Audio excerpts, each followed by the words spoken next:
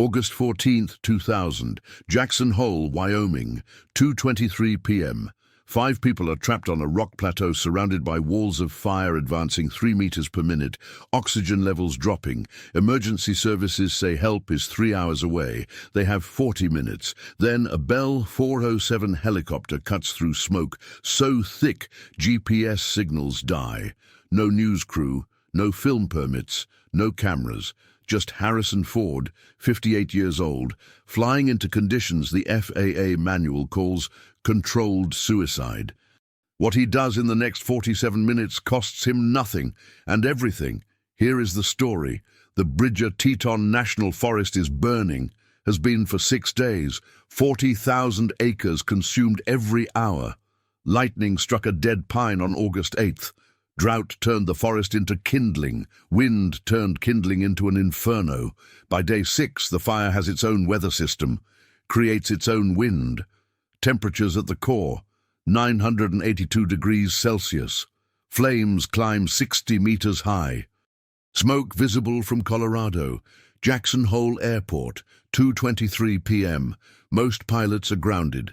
FAA issued a temporary flight restriction. Civilian aircraft prohibited within 80 kilometers of the fire zone. Too dangerous, too unpredictable, too many variables that can kill you in seconds. Harrison Ford is in Hangar 7. Jeans, white t-shirt, oil stain on his left sleeve. He's fixing a radio in his Bell 407 helicopter, the same helicopter he bought 3 years ago, not for commuting to movie sets. For volunteer search and rescue. 15 years doing this, no publicity, no press releases, just a registration with Teton County Search and Rescue as Pilot 23. The radio crackles, emergency frequency. This is Teton County Emergency Services. We have a code red situation, family of 5, trapped, Bridger Wilderness, Sector 7 Delta, coordinates 43.7891 north, 110.3421 west, surrounded by active fire on 3 sides, cliff drop on 4th, request immediate aerial extraction. Static. All available units, this is command. Our helicopters are engaged 400 kilometers south. Estimated arrival, 3 hours. Repeat, 3 hours. A voice cuts through. Younger, shaking. Command, this is Ground Unit 12. We're 2 kilometers from their position. We can see them through thermal imaging. They're waving. There are kids, 3 kids. Fire is... The transmission breaks up. Oxygen levels critical. They have maybe 40 minutes before... Ford stops working. Looks at the radio.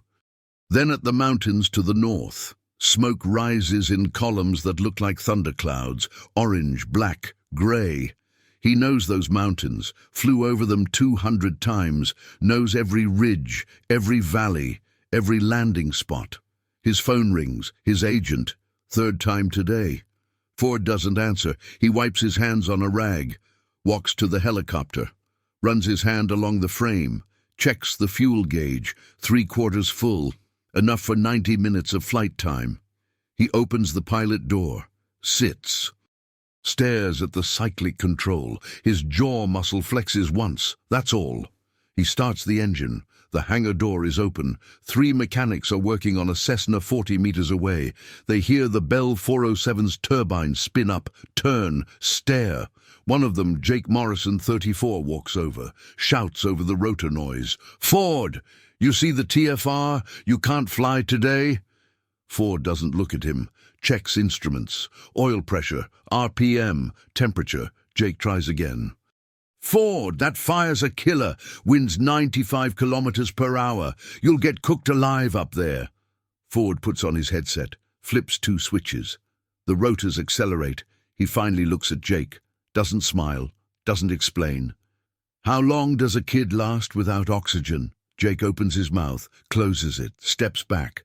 The Bell 407 lifts off at 2:31 p.m. 8 minutes since the emergency call. Nobody cleared the flight. Nobody authorized it. Nobody's tracking it except one mechanic standing in a hangar watching a millionaire actor fly towards smoke that looks like the end of the world. Altitude, 200 meters, then 400, then 600. Ford banks north. Jackson Hole shrinks behind him. The Snake River below looks like a silver thread. Then the smoke swallows everything. Visibility drops to 100 meters, then 50. The windshield turns orange. Ash hits the glass like hail. Temperature gauge climbs. 38 degrees Celsius outside, then 42, then 47. The helicopter's air conditioning strains. Ford opens a vent. Mistake. Smoke pours in. His eyes water. He closes it, breathes through his shirt collar. GPS signal lost. Radio crackling static. He's flying by memory now, looking for landmarks through breaks in the smoke. There, a granite formation shaped like a broken tooth. He knows that rock. It means he's 12 kilometers from Sector 7 Delta. He adjusts heading, drops altitude to stay under the worst of the smoke. A gust of wind hits from the left. The helicopter tilts 18 degrees. Ford compensates, smooth, practiced. 15 years of mountain flying teaches you how to dance with wind that wants to kill you. Below, the forest is gone, replaced by a black carpet of ash, dotted with orange wounds where trees still burn. He sees a deer, dead, lying on its side. Smoke inhalation probably. Nature doesn't have helicopters. 2:47 p.m. 16 minutes of flight time. Ford's arms are starting to ache. Holding a helicopter steady in turbulence like this is like arm wrestling a machine that never gets tired. His forearms burn. Sweat drips into his eyes. He blinks it away, doesn't let go of the controls. Can't. The radio crackles again. A different voice, older, authoritative. Unidentified aircraft in Sector 7 Delta approach. This is Bridger Teton Command. You are in violation of FAA restricted airspace. Identify yourself immediately, or we will report your tail number to federal authorities. Ford doesn't respond. He's looking for the plateau. Should be close now. The coordinates put it near Moose Creek Canyon. He knows Moose Creek. Camped there once with his son. Beautiful place. Was a beautiful place. Then he sees them. 5 shapes on a rock plateau 80 meters long and 50 meters wide, waving, jumping. One of them, small, child-sized, is waving something red. A jacket maybe. Around them, fire.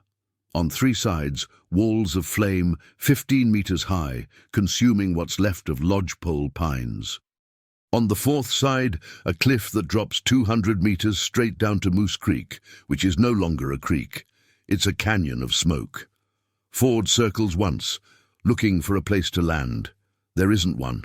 The plateau is covered in rocks, jagged, sharp, uneven. Trees burned down to stumps still smoldering. The Bell 407 needs 15 meters of clear, flat ground for a safe landing. He sees maybe 8 meters. Maybe. The radio crackles again. This time it's the ground unit. Command, this is Unit 12. We just lost visual. Smoke's too thick. Last thermal read showed them still alive, but wait. Do you see that? There's a helicopter. Someone's up there. Who authorized? Ford switches off the radio. He doesn't need distraction. He needs physics. A Bell 407 weighs 1,880 kilograms empty. Fully fueled, closer to 1,700. Maximum takeoff weight, 2,268 kilograms. That leaves 568 kilograms for passengers and cargo. 5 people. Say an average of 70 kilograms each, 350 kilograms, within limits. Barely. But that's not the problem. The problem is getting them on board. There's no place to land, which means he needs to do something no sane pilot would attempt. A hover insertion. Hold the helicopter suspended 60 centimeters above the ground, 1 skid resting on a rock for partial weight support, while 5 terrified people climb aboard, in 95 km/h wind gusts, with smoke reducing visibility to almost zero, and heat thermals that can flip a helicopter like a coin. Ford has done hover insertions before, in calm weather, on flat ground, with trained rescue personnel who know how to move around a helicopter without getting killed by the tail rotor. This is not that. He brings the Bell 407 down, slow, 15 meters above the plateau, then 10, then 5. The downdraft from the rotors blows ash and embers in all directions. The 5 people shield their faces. crouch. One of them, the father, Ford can tell now, is positioning his body between the helicopter and his children. 3 meters. 2. Ford can see their faces now. The father, mid-40s, torn shirt, blood on his forehead. The mother, same age, holding a girl who can't be older than 8. 2 other kids, a boy maybe 14 and another girl, 11 or 12. All of them coughing, eyes red, faces black with soot. 1 meter. Ford looks for the most stable rock. There, a granite slab tilted at 20 degrees. Not ideal. Not even close, but it's all there is. He angles the helicopter, brings the right skid down until it touches the rock. The helicopter tilts, weight shifts. The aircraft groans. Ford compensates with the cyclic. Left hand grip tight. Right hand on the collective, both feet working the pedals. Micro adjustments every half second. The skid settles. The helicopter rocks, stabilizes. Almost. Ford doesn't look at the family. Can't take his eyes off the instruments. Can't stop making adjustments. The wind is gusting from the northeast, then the east, then back to the northeast. He's fighting it, constant, exhausting. He shouts over the rotor noise. 1 at a time, smallest first. The father understands. He lifts the youngest girl, 8 years old, pink shoes, unicorn t-shirt, eyes wide with terror. He carries her toward the helicopter. Carefully. The ground is unstable. The heat is cooking them alive. He reaches the door. Ford leans back, reaches out with his right hand, can only spare it for 2 seconds, grabs the girl under her arms, pulls her into the cabin, sets her in the back seat, belts her in, quick, mechanical, no time for comfort. Hold on, he tells her, don't touch anything. She nods, doesn't make a sound. The father goes back, gets the second daughter, 11 years old. She's limping, ankle injury probably. He carries her. She's heavier. He stumbles once, catches himself, reaches the helicopter. Ford pulls her in, same motion, efficient, practiced, like he's done this 1,000 times. Then the boy, 14, tall for his age. He walks on his own, climbs in, smart kid. Doesn't panic, sits next to his sisters. Then the mother. She's shaking, not from fear, from smoke inhalation. Her lips are blue, not enough oxygen. She stumbles at the door. Ford catches her arm, pulls her in, harder than he intended. She gasps. He doesn't apologize. No time. 4 people in, 1 left. The father. Heaviest one? Ford does the math. Current weight, approximately 2,200 kilograms.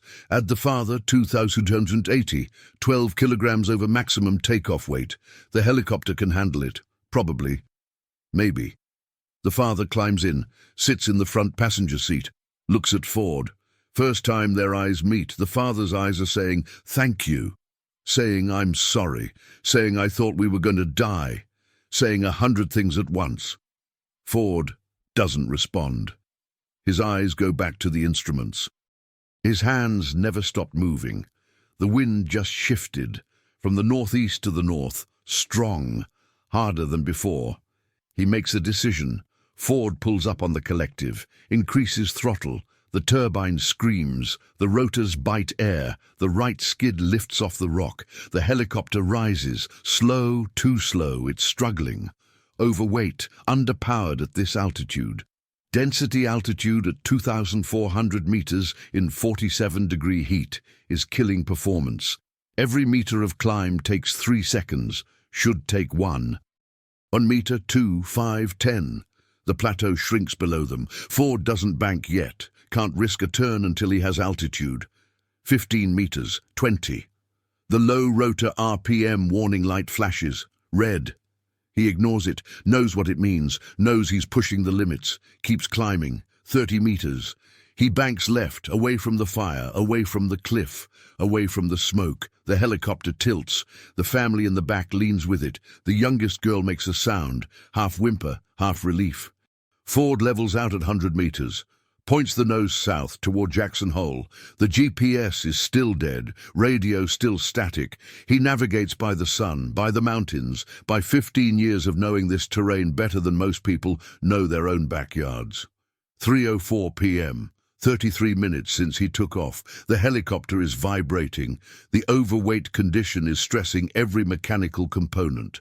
The engine temperature is in the yellow zone. Not red yet, but close. Nobody speaks. The father is staring at Ford. The mother is holding her daughters. The boy is looking out the window at the smoke they're leaving behind. Ford's jaw muscle flexes. Once, that's all.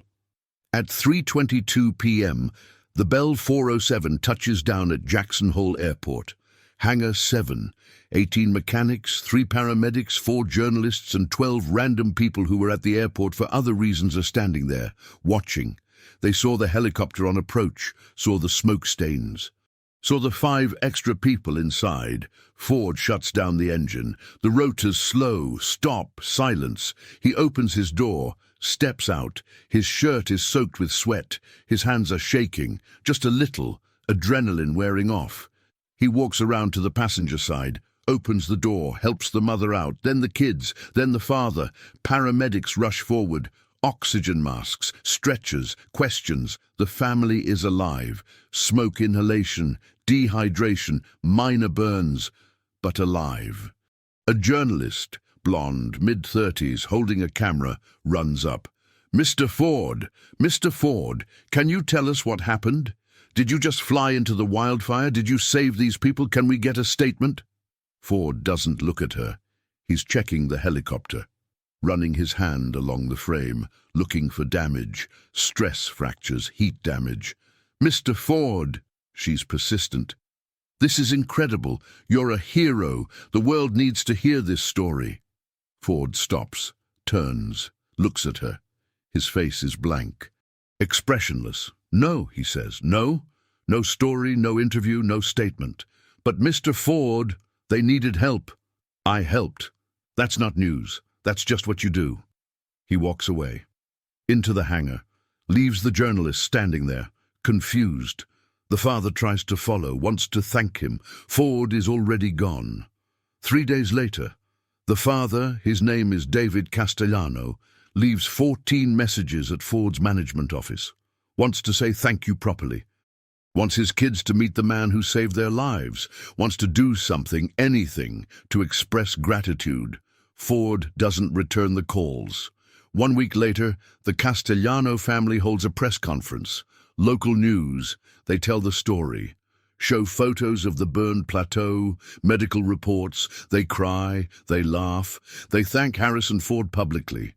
The journalists ask, will Mr. Ford be joining you? We invited him, David says. He declined. Why? David shakes his head.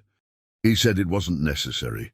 Said he was glad we're okay. Said he'd do it again for anyone. Then he asked us to please not make a big deal out of it.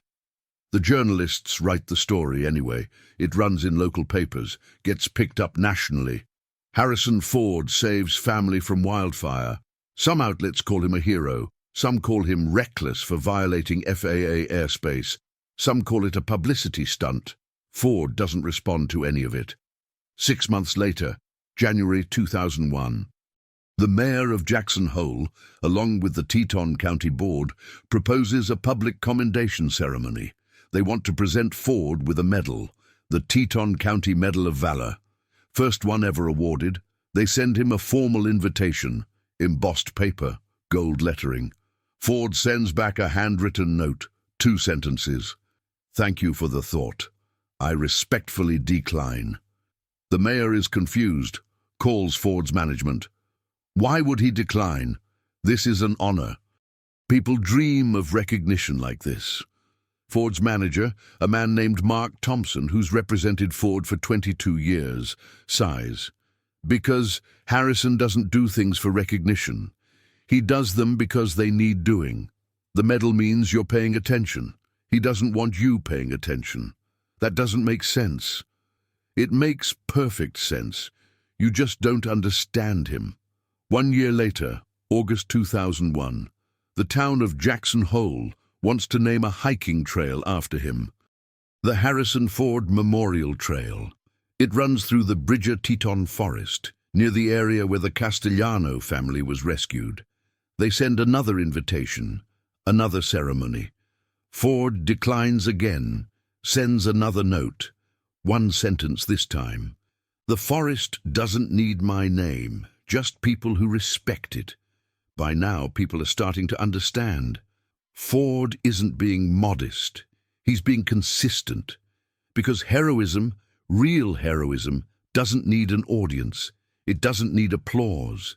It doesn't need a medal or a trail or a press conference. It just needs to be done and then forgotten.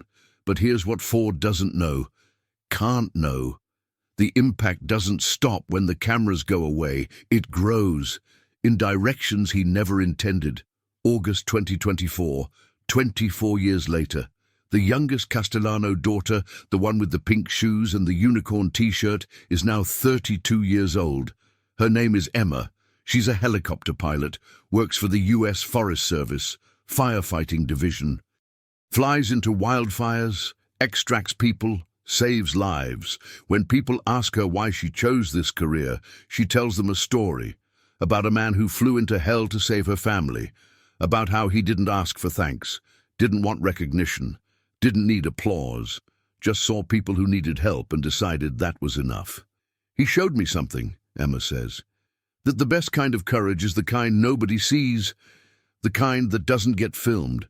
Some people fly toward the fire, not away from it. Her flight helmet has 2 letters etched into the back, small, almost invisible unless you know to look for them. HF. Her brother, the 14-year-old boy, is now 38.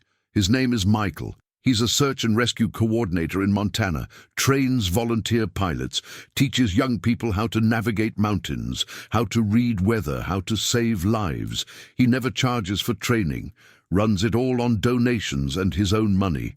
When people ask him why, he gives the same answer his sister does. Because someone taught me that the best heroes are the ones nobody photographs. David Castellano, the father, is 68 now.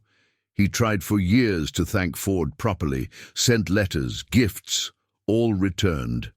Finally, 10 years after the rescue, he stopped trying to thank him. Started doing something else instead. He volunteers with Teton County Search and Rescue, ground unit, can't fly. But he can coordinate, can help, can be there when someone else's family needs saving. I can't repay what Ford did, David says, but I can pay it forward. That's what he'd want anyway. In Jackson Hole, in Hangar 7, where Ford still keeps his helicopter, there's a small plaque on the wall. Most people don't notice it. It's not big, not fancy, just a metal plate with words engraved in simple block letters. Some fly for glory, some fly because someone needs them. No name, no date, no reference to Harrison Ford. But everyone who works there knows what it means, knows who it's about, knows the story even though Ford never told it, because that's the thing about real heroism. You can try to hide it, try to minimize it, try to pretend it didn't matter, but it leaves marks anyway, in the people you save, in the people they become, in the choices they make when nobody's watching. Have you ever done something good that nobody will ever know about? Something that cost you, that scared you, that you did anyway because someone needed you to? Not for credit, not for thanks, just because it needed doing. There's a difference between Harrison Ford on screen and Harrison Ford in real life. On screen, he saves the world for $20 million and back-end points. In real life, he risks his life for free to save 5 strangers in a situation most people would run from.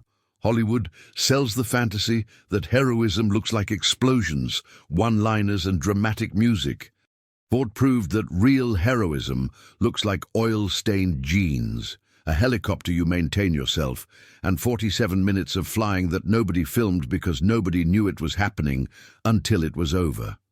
In 2000, Ford made $25 million for the movie What Lies Beneath. That same year, he spent $0 saving the Castellano family, risked a helicopter worth $2 million, risked his life, risked federal charges for violating FAA airspace. And then he tried to make everyone forget he did it, because Ford understands something most people don't, that the moment you do something good for recognition, it stops being good. It becomes transaction, performance, content, and some moments aren't for sale. Emma Castellano is flying right now, somewhere over Oregon. There's a wildfire. 3 hikers trapped. She's been in the air for 20 minutes. GPS is malfunctioning. Smoke is thick. Her hands hurt from holding the controls steady in brutal wind, but she keeps flying. Some people fly toward the fire, not away from it, because 24 years ago, a man she never met before that day flew into an inferno to pull her out. Didn't ask for thanks, didn't want credit, just saw a little girl in pink shoes who needed someone to believe she was worth saving. And that belief, that choice, that flight nobody was supposed to remember, created a legacy that will outlive every movie Harrison Ford ever made. Because movies end, but the people you save keep living, keep choosing, keep flying toward fires to save strangers. And that's a sequel Hollywood can't write. And unfortunately, they don't make men like Harrison Ford anymore.